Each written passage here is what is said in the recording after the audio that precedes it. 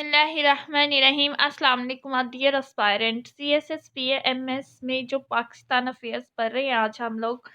पीछे सारे मैंने आप लोगों को जितने भी टॉपिक्स करवाया, मैं आपको ये Pakistan studies Pakistan affairs CSS PMS में मैंने आपको बताया था कि इसे 3 हिस्सों में डिवाइड करना है हम लोगों ने, pre partition, partition and post partition. तो प्री पार्टीशन फिलहाल हमारा चल रहा है। इससे रिलेटेड मेरे ख्याल है मैंने 5-6 लेक्शंस जो है इससे रिलेटेड मैंने इससे पहले जो है अपने प्लेलिस्ट में डाले हुए हैं, आप उसको देखें।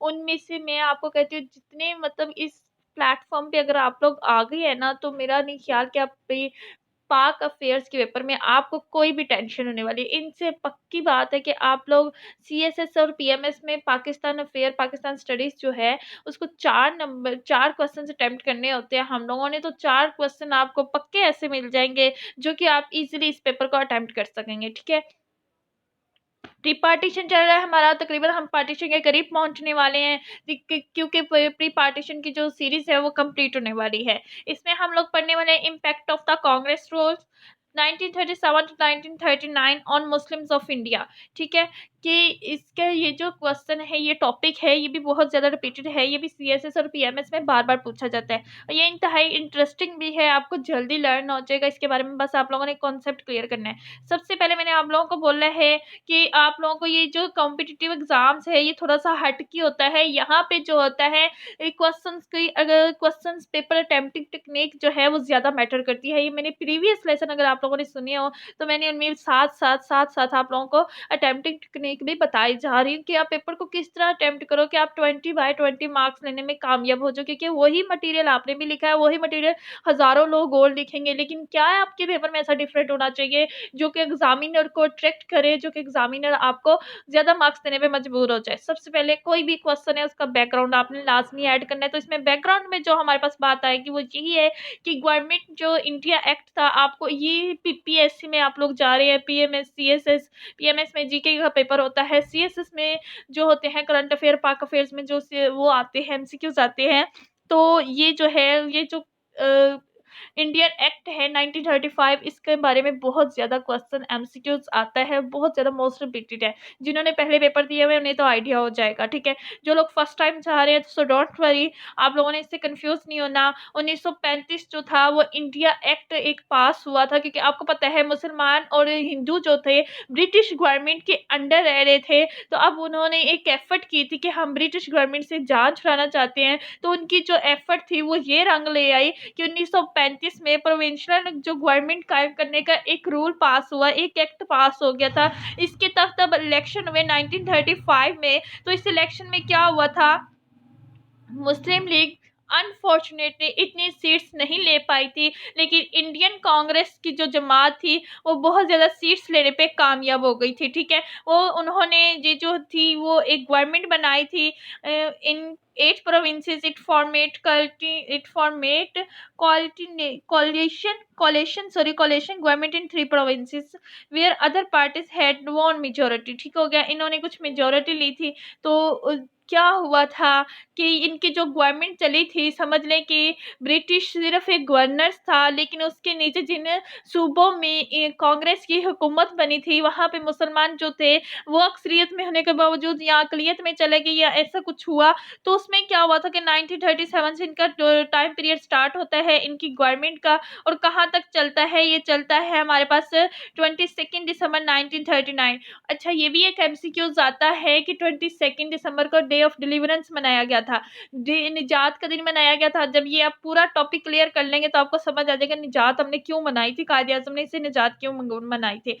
ठीक है, अब ये जो था इनकी गवर्नमेंट चल रही थी, उन दिनों क्या हुआ था कि ब्रिटिश की जो थी आलमी जंग लगी हुई थी जर्मनी के साथ। तो उन्होंने जो इंडिया के मिनिस्टर्स थे उन्होंने हुकूमत के ऊपर, गवर्नेंस के ऊपर बोझ डालने के लिए एहतजाजन क्या दिए थे, इस्तीफे दिए थे 1939 में, 1939 में 22 दिसंबर को। लेकिन उन्होंने तो एहतजाजन इस्तीफे दिए, लेकिन ये मुसलमानों की दुआ कबूल हुई थी कि उन्हें आज़ादी, तकरीबन आज़ादी मिली, क्योंकि शुरू में जितने भी मुसलमान लीडर्स थे वो यही ही कंसीडर करते गए थे कि ये जो हिंदू मुसलमान हैं ये एक ही कौम है। जैसे सर सैयद अहमद खान ने शुरू में गलतफहमी का शिकार रहे, लेकिन बाद में आहिस्ता-आहिस्ता हिंदुओं की जो मकाराना, आयाराना चालें थी वो आहिस्ता-आहिस्ता वो अयां होती गई। जो सर सैयद अहमद खान ने उन्होंने कहा था कि ना ये जो मुसलमान है, ये लोग एक खूबसूरत मुसलमान और हिंदू एक खूबसूरत दुल्हन की 2 आँखें, एक मुसलमान है और एक हिंदू है। अल्लामा इकबाल ने भी पहले इन्हें मर्ज करने की कोशिश की। कायद-ए-आज़म की बायोडाटा पढ़ लें आप लोग सियासत में, तो उन्होंने भी कांग्रेस को लेफ्ट किया था 1913 में, ठीक है?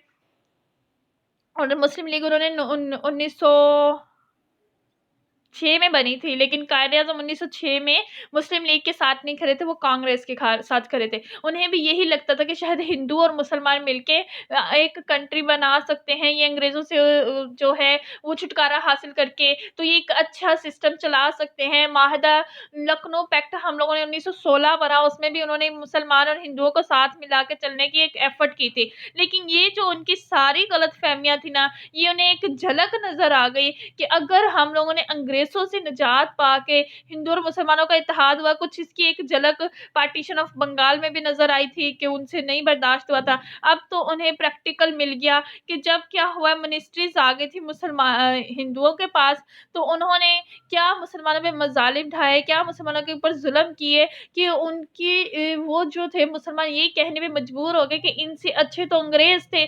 हम तो हिंदुओं के साथ है भी मिलके हम इत्तेहाद करने की कोशिशें करते रहे और हिंदुओं के साथ मिलके काम करने की कोशिशें करते रहे, लेकिन इसका जो इम्पैक्ट हुआ ये हुआ कि मुसलमानों को पता चल गया कि क्या होने वाला है। जब मिनिस्ट्रीज़ आ गई, प्रोविंशियल गवर्नमेंट बन गई कांग्रेस की, तो कांग्रेस ने जो पहला काम किया, वंदे मातरम, ये एक सॉन्ग का नाम है, एक तराने का नाम है, जिसके अंदर हिंदुओं के जो बड़े थे उनका ज़िक्र था, उनके कसीदे थे, उनके बारे में मतलब कुफ़रिया कलमात भी आप कह सकते हैं, क्योंकि मुसलमानों के नज़दीक तो कुफ़रिया कलमात हुए ना, तो उनके बारे में एक सॉन्ग था। तो हिंदू मिनिस्ट्री जब आ गई, तो उन्होंने स्कूल में इससे, जैसे हमारा कौमी तराना पढ़ा जाता है, उसको कंपल्सरी करार दिया गया है कि कौमी तराना पढ़ना चाहिए, तो इस तरह उन्होंने क्या किया था, तमाम तर स्कूलों में इसे एक सरकारी नगमे के तौर पे लॉन्च करवाया कि ये जो है इसे पढ़े बगैर हर मुसलमान बच्चे को याद होना चाहिए, हर मुसलमान जो है इसको याद करे। मतलब उन्होंने मुसलमान के जो बच्चे थे उसे कैश करने की कोशिश की, जो स्कूल में आ रहे थे, ज़ाहिर है मुसलमानों की चल ही नहीं सकती थी,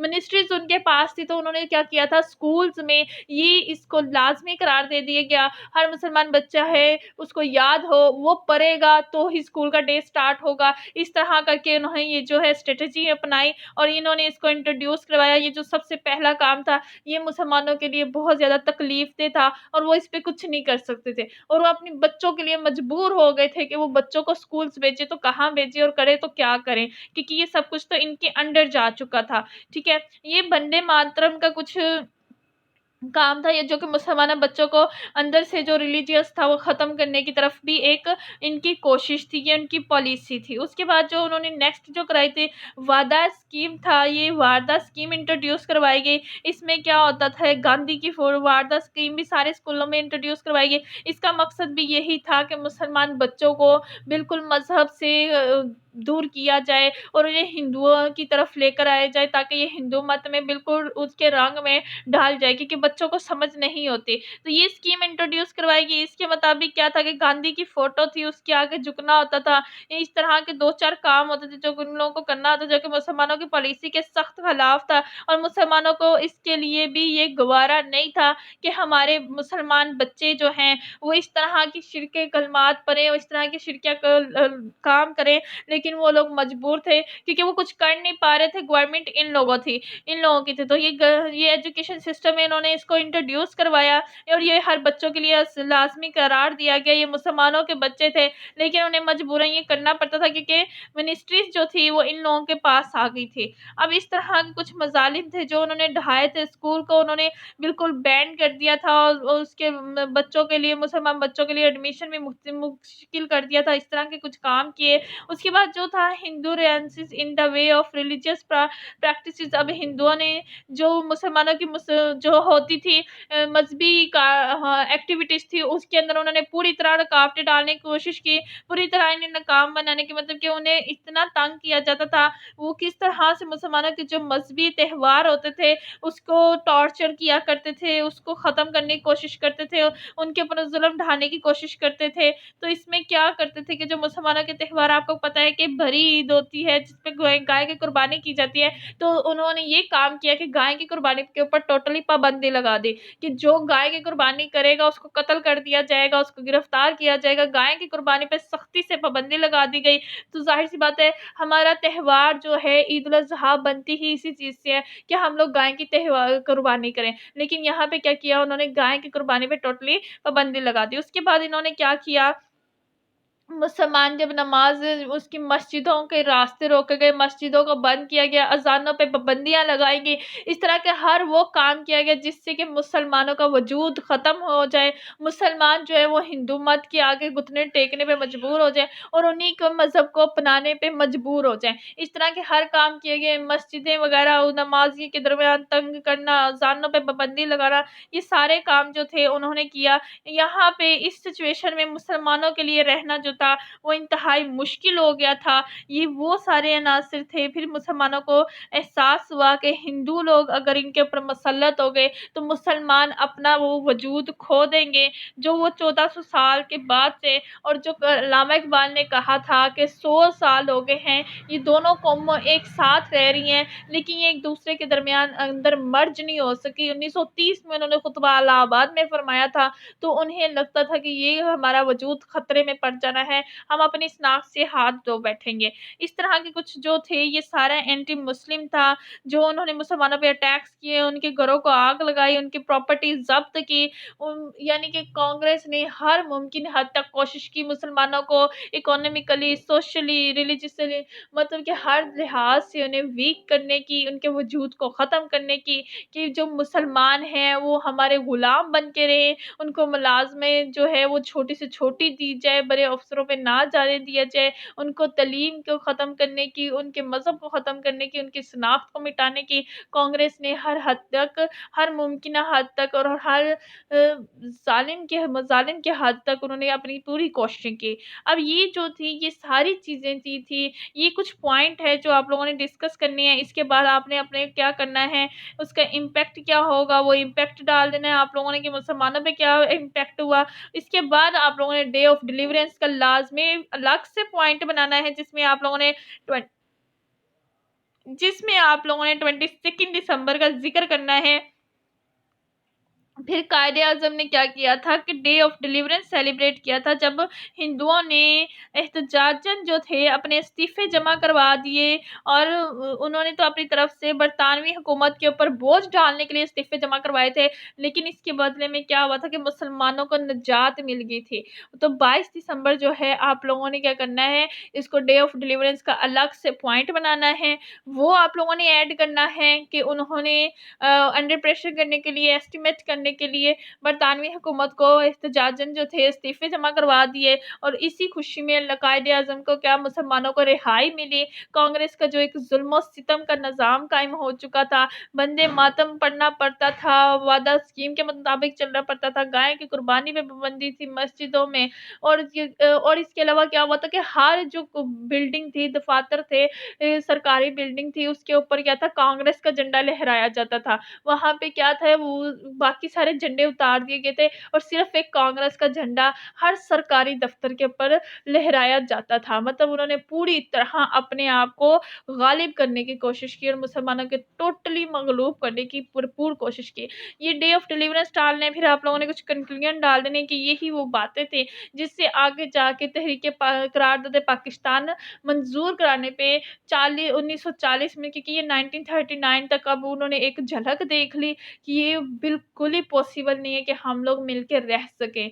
तो फिर 1940 में करारदाद पाकिस्तान मंज़ूर कराना मजबूरी बन गई थी कि इनके अंडर रहने से अच्छा है, मतलब कि मौत ज़्यादा अच्छी है एक गुलामी की ऐसी ज़िंदगी से। इसलिए जो करारदाद पाकिस्तान बन के रहेगा है, पाकिस्तान बँट के रहेगा हिंदुस्तान, इसलिए ये ज़्यादा बहुत ज़्यादा ज़रूरी हो गया और इसने मुसलमानों के अंदर एक नई रूह फूँक दी कि अब हमें अपने वजूद के लिए उठ खड़ा होना पड़ेगा।